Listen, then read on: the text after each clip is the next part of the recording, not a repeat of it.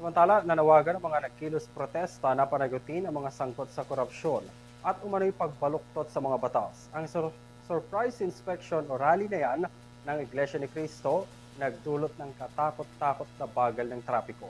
Narito ang balita ni Criza Lopez. Dahil sa surprise rally ng Iglesia ni Cristo sa Quezon City at Maynila, naparalisa ng religious group ang daloy ng trapiko ng mga sasakyan at commuter sa Metro Manila.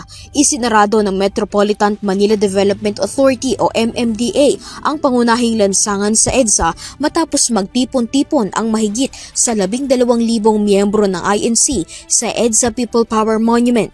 Alas 4 ng madaling araw na magsimula ang mga miyembro ng INC na magtipon-tipon sa EDSA. Alas 7 naman ng umaga nang isara na ng MMDA ang EDSA Ortigas Service Road northbound, EDSA Ortigas Flyover northbound, EDSA Ortigas Flyover southbound at White Plains Avenue eastbound at westbound. Ayon kay MMDA Chairman Don Artes, walang isinagawang koordinasyon ang naturang religious group sa kanilang tanggapan. Gayon din ang Quezon City Police District at National Capital Region Police Office ay iginiit na walang permit ang INC para magsagawa ng rally.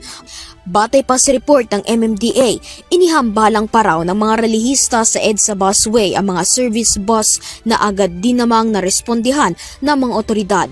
Nagbabari ng direktiba si Artes na ito at titikitan ang mga naka-illegal park na sasakyan sa kahabaan ng EDSA White Plains Avenue.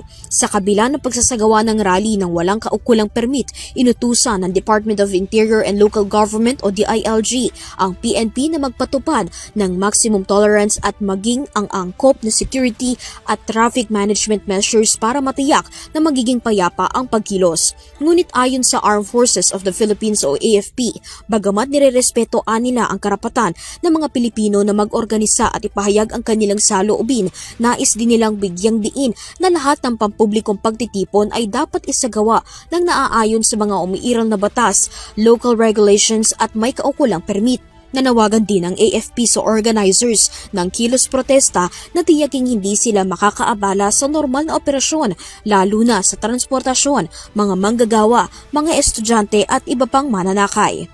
Para sa Euro TV News, Criza Lopez, sumasaludo sa bawat Pilipino.